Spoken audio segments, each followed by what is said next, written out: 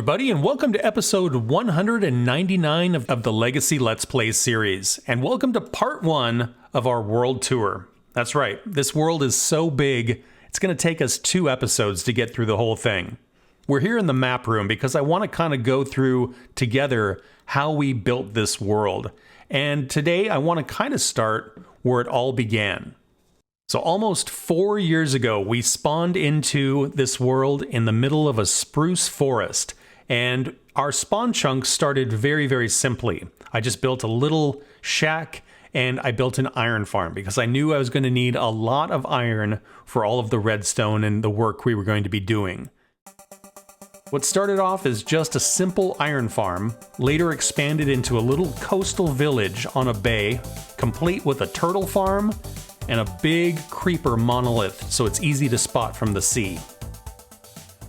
Because it's in the spawn chunks, the iron farm runs 24/7 no matter where I am in the world. So we have a ton of iron, and I have chests full of iron blocks that I've bundled up. So this was a really great early game investment.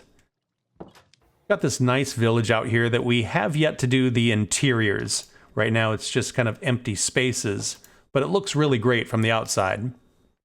And then we built a turtle farm that's a really nice design.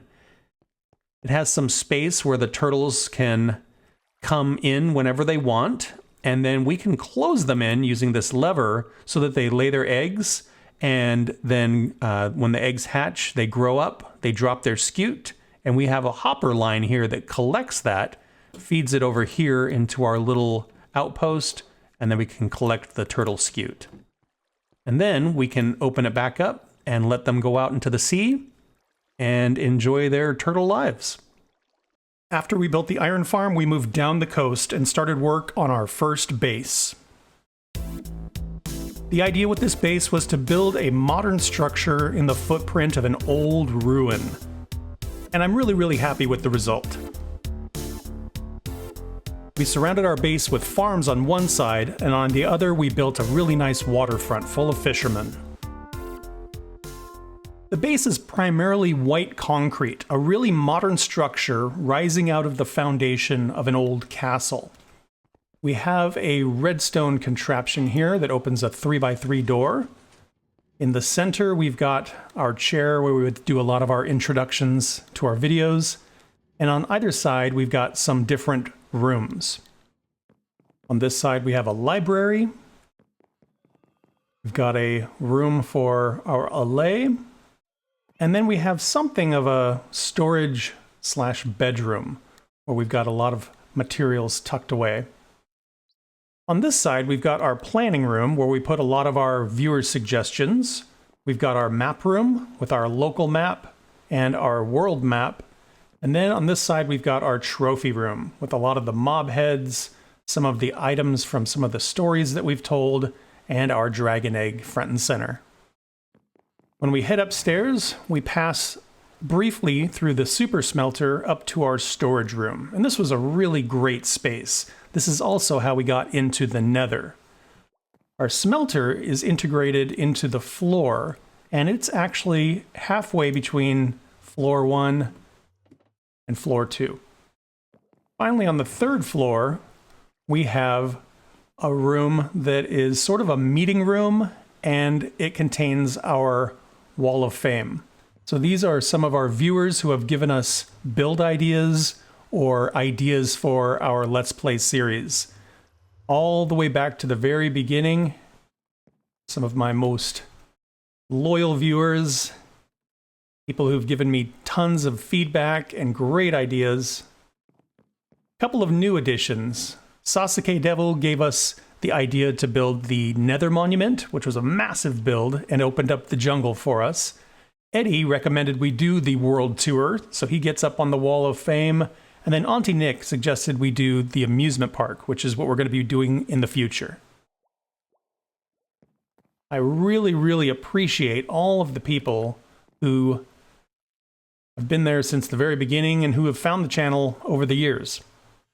And finally, on the rooftop, there's a secret garden with a little pond, a lot of different plants, and another chair for us to sit and hang out. On the back side of our base, we have our waterfront. The waterfront just sort of wraps around this bay that existed behind us here. We've got a building that had a fire accident, it looks like. Got lots of fishermen and cats and golems wandering about. There's a little island out front here that we ended up building on, and then we built a boat out there. And then our lighthouse, sort of our natural, antiquated lighthouse with a fire burning on top, actually houses a skeleton farm. Just beyond the waterfront, there is an underwater dome that we used for some exploration, and just beyond that, there is a conduit, so we can actually work and exist underwater here. Along the waterfront, there's a lot of little buildings,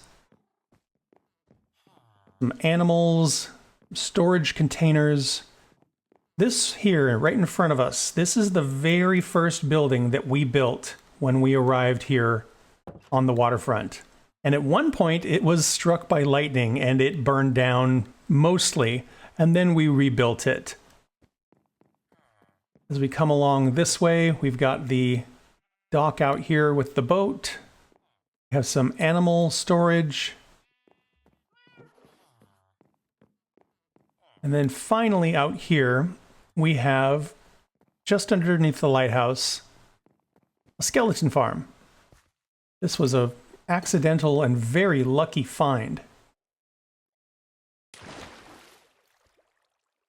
Just right here, there was a skeleton spawner, and this has gotten us lots of arrows and bones. On the other side of the base, we are surrounded by farms. This one over here, it's hard to tell, but this is actually a record farm.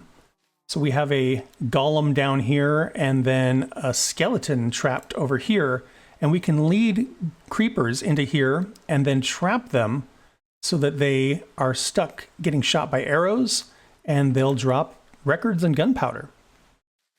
Next door to the record farm, we have the first cow farm that we ever made. This is a very unusual contraption where we can breed cows down in this area here.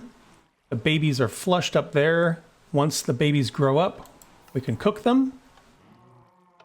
And then it travels through a sorter where we get beef on one side, leather on the other.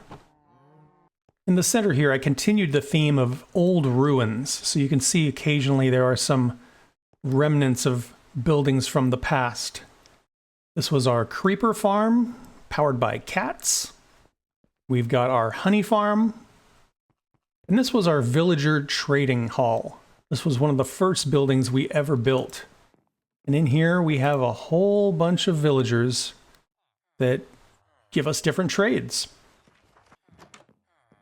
Next to the trading hall, we have our pumpkin farm, and it feeds the pumpkins through a pipe into the trading hall so we can trade with the farmers. Right down here, we just have a dye farm where we can get some of the dyes from the 2 tall flowers. We've got our cactus farm. And this is a sugarcane farm that is powered by flying machines. So inside here, there are some redstone-powered machines that just fly back and forth and harvest the sugarcane. Next to the sugarcane farm, we have a chicken farm. And this is a bizarre redstone contraption that has a chicken breeder down below. When the chickens grow up, they are brought up through this water stream, and then periodically the chickens are launched into the ceiling where they hit the lava, they're cooked, and they drop back down, and they're collected by hoppers. And you end up with cooked chicken. It's not very efficient, but it works. Next to the chicken farm, we have our old wool farm. At this point, it is very, very broken, but upstairs there's all kinds of sheep in all different colors, and then downstairs we had sorters that put them into different chests. The system has overflowed and broken the sorters, so you can see other things are starting to trickle in, but for a long time this served us really, really well. And finally, next to the sheep farm, we had our arboretum. Over here, we had basically one of every type of tree So we've got kind of a display of all of the different trees here. So you can see as you walk along, we've got the acacia trees. Down here, we've got the spruce trees, the cherry blossoms. Got birch, jungle. Down here, we have our dark oak. We've got our regular oak and our mangrove trees. And then finally, our azaleas. On the back side here is this large green and stone structure. And this was a zombie farm that we created very, very early on. Right below us, literally a couple of blocks, is a zombie spawner. And so what we did is we would flush them up one side and then drop them down the other side. And this was a really good early game XP farm. There's this pond here, and if you look through the pond, you can see there's something down below. And that is our museum, or the Arboretum. So when we come around this way, we can walk down these stairs. We've got all the different types of wood represented here. And inside we have all of the plants. So here you can see the different types of mushrooms, got the different types of saplings, the different types of wood, and the different types of leaves. In the center we have some of our aquatic plants, bamboo and sugarcane. And then in these little areas, we have something of a spruce forest, a little bit of a lush cave, desert plants. We've got our coral, the nether warped forest, our vines, nether crimson forest, and we have all the types of flowers that we have available. Doesn't serve any specific purpose, it's just a cool collection and a nice place to visit. Although it's difficult to tell from up here, there are lights everywhere underneath these moss carpets. There are some obvious lanterns, and this whole place is spawn-proof. There is a secret fence around the whole thing to keep the mobs out, so you can come here at night completely safely. Between the cow farm and the creeper farm, we have a little pathway that leads us out of the center area and into this area here. This is a little graveyard that helped us kind of tell a story that we did with a couple of mod packs. It was an interesting story about a king who was trying to reclaim his kingdom. This is my first attempt at a diagonal building, and it's pretty interesting. This center area here has kind of that old ruined look, and then there's a very modern area on either side to sort of mirror our base. This side is a potion brewing area, so we have something of a messy laboratory where we can autocraft certain potions. As we move through the building, past all of this, we get into that kind of ruined area. You can see we've got a little pond and some lush looking greenery. And then as we move past that, we have an area here where we can put mud blocks and turn them into clay. This was really useful when I was trying to make lots of bricks. As we exit back out here, you'll notice there's a bridge to our right and this very fancy looking platform. This is one of our subway stations, and they are sprinkled throughout our city. This one here, as we go underground, you can see has a little bit of a New York style look with these kind of rich colors and this white tile wall. And you can see there's a line here that goes out to the monument, and then this line goes out to the West Village. This is all automated, so the cars are collected and redispensed by the system. As we go across the bridge, the city becomes the prominent point of view here. But before we get there, there is our village. This is something that we spent some time on. as sort of a transition between our base and the city. We built a lot of little houses, and it is populated by villagers. As we move in this direction, the buildings start to get a little bit bigger.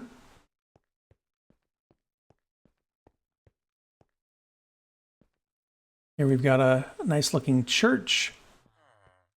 This was our motel that we built. Again, some larger buildings on the corner. This is a big old tree that we built. And I was pretty proud of this because I'd never really done a large fake tree, but it turned out really, really cool.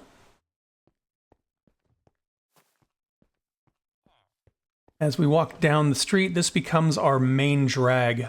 And you can see that we are moving into the city. There's one little offshoot here. This takes us up to something of a stable, and then the backside of a couple of the buildings.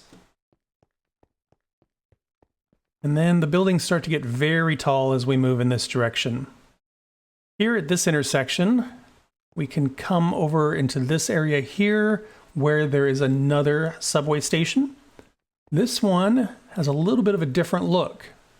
You can see this is a little bit more of what I would describe as a Chicago style, with these kind of arched, very bright ceilings. One thing I love is there's alleys in between all of the buildings, and some of them have some graffiti and some garbage and things like that. This is a little bit more of a old town feel down here, and this is a little bit more of a downtown feel. So as we head in this direction, you can see we've got some shops and alleyways. Got us a food truck, some murals, and some small businesses here, and some interesting buildings as we walk along the backside here.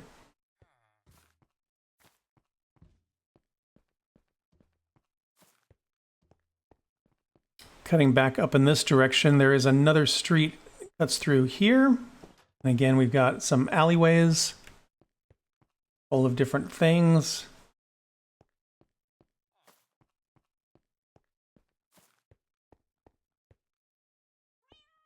Here we start to get into more of the skyscrapers with these very, very tall buildings. And some of these are based on actual buildings. This one, as an example, is based on a building called the Aon Center in Chicago. The one next door here, this is designed after the Empire State Building. This one also designed after a building in New York. This one designed after the Willis Tower in Chicago. Here is another subway station. Again, this one has that kind of New York style with the white tile and the rich colors. Here we have a coffee shop that is designed to be themed after Twin Peaks. If you ever watched the Twin Peaks TV show, you'll recognize some of these design elements. On the first floor of the Empire State Building, we've got us a Golden Apple store. And on the first floor of the Willis Tower, we have something of a miniature of our city.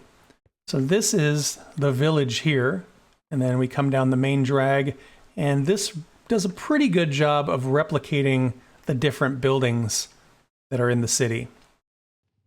At the intersection where the coffee shop is, we can continue towards the last building downtown.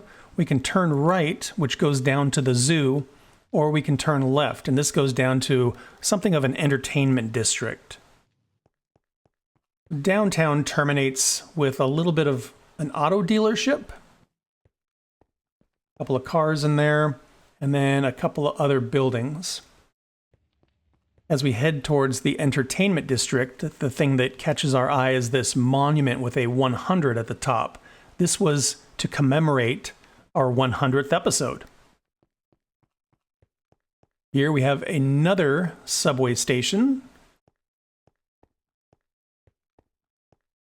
One has that similar sort of Chicago vibe.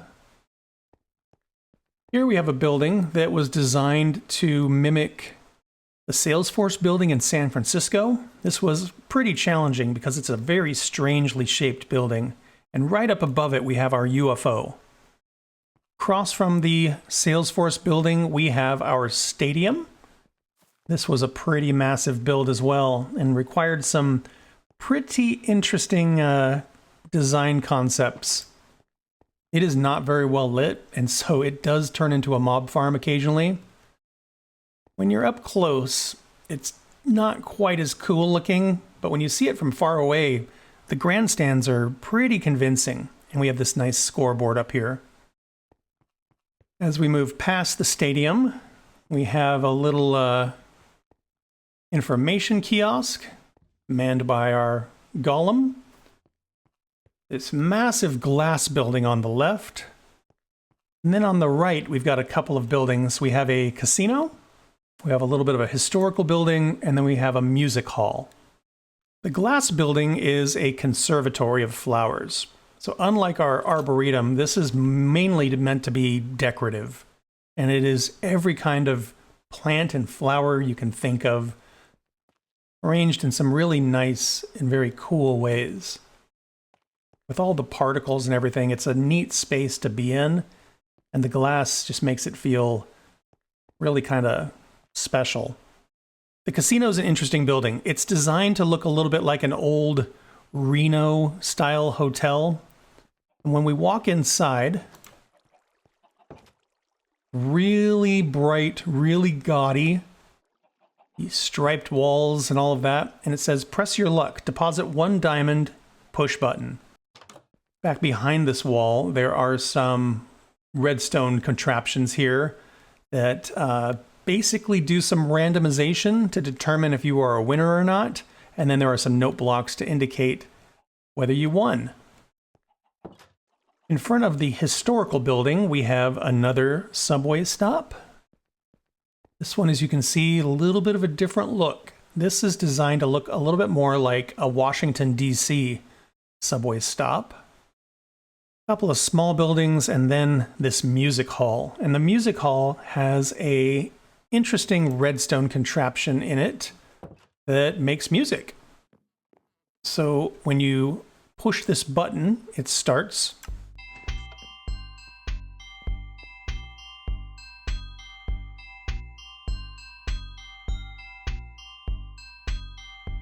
It's a little bit random.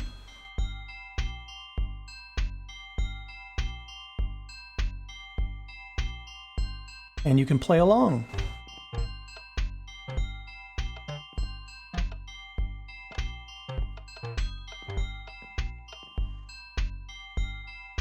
The entertainment district terminates in a big circular street with this massive, massive quartz monument in the center with the number 100 on top.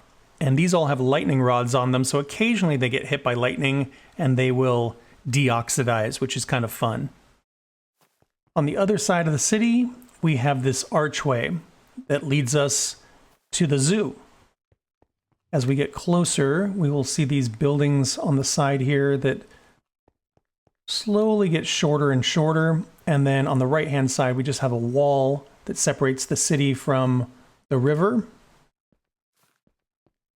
We have sort of an old-looking building on the end here that might have been some sort of dock or fishing or something. And then this is our zoo. And with the introduction of the armadillo, it's not quite complete anymore, but it's still pretty close. Here we have our frogs. Here we have the original wolves. Haven't gotten any of the new variants yet. Across from us, we've got the chickens. And then before we go in that direction, there is a little bit of a cubby here that we can go through. And these are some of the subterranean mobs. So we've got bats, we have glow squid, and we've got axolotls. So past the wolves and the chickens, if we turn to the right, we've got bees. Up the hill, we've got cows. Got pigs. We have Donkeys. Sheep. Got a cat. And we've got camels. Back in this direction, right behind the wolves, we have foxes. And then across from the foxes, we have our aquatic mobs. So here we've got turtles and dolphin.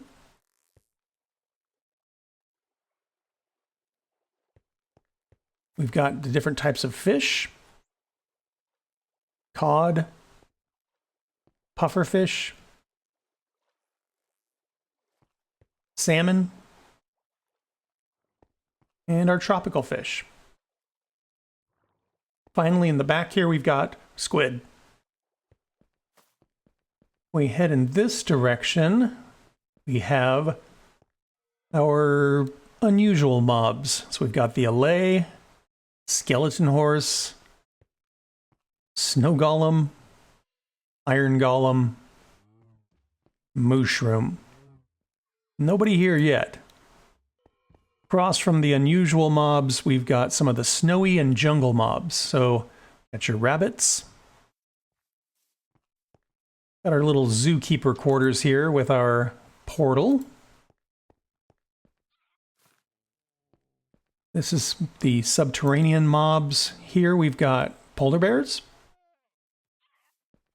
parrots, goats, ocelot, panda, llamas. We've got a zombie pigman, and we've got a strider. As we turn the corner here, we have our last subway stop. That same DC style. And right behind the zookeeper's quarters, we've got sniffers. Beyond the sniffers, I have plans to do a hostile mob area and build a nice little bridge over there. We just haven't gotten to it yet. I really like this part of the world. There's just a lot of really great memories, and I'm super proud of everything we accomplished here. Just a little south of our base, we built a mining outpost and a squid farm. The mining outpost was a shallow mine where we could dig for the new copper ore blocks. And the squid farm was a converted riverbed where we used axolotls to hunt squid so we could get ink sacs for our city build. Just east of the spawn chunks, we found an ocean monument which we conquered, completely cleared out, and built a prismarine farm. Although you can build a prismarine farm without clearing out a whole monument, it's just a really cool thing to see. We then moved north from the ocean monument up to the desert and the mesa. The desert outpost was created so we had somewhere to stay while we mined all of our sand. I was pretty proud of this design just because it was an interesting build and it used a lot of cues from Southwest architecture, which I really liked. Downstairs, we have this space down here with a portal and then just a few utilities. And then upstairs, we have a place to stay and sleep. And then here, the stairway, to keep mobs from coming up in the middle of the night, we have a lever that will retract the bottom two stairs so nobody can get at us while we're here in our nice open air outpost. The mesa began as just a place to collect terracotta, but later we built an outpost with a little bit of a Western theme.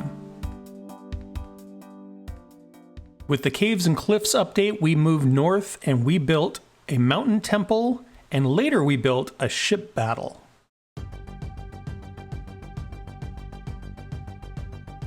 The ship battle was a viewer suggestion, and we used an island as sort of a fort that was under siege from some pirate ships. I really like the fire and the battle damage, and I'm really happy with how this turned out. The temple was the first place where we ever saw the new mountains, and this was a great place to kick off our exploration of the new terrain generation. The temple itself is based on Tibetan or Himalayan architecture with these really high-peaked roofs and these very, very bright colors. And similarly inside, when we open the door, you'll see a lot of these bright colors and these prayer flags and that sort of thing that look really, really cool. From here, we moved on to our new base, but that's going to have to wait for next episode. If you want to be like these folks and help support the channel, click join down below. Costs 99 cents and it really helps me out. And thanks for watching. I hope you had fun. Please like and subscribe if you want to follow along on the adventure, and I hope to see y'all in the next one. Bye-bye.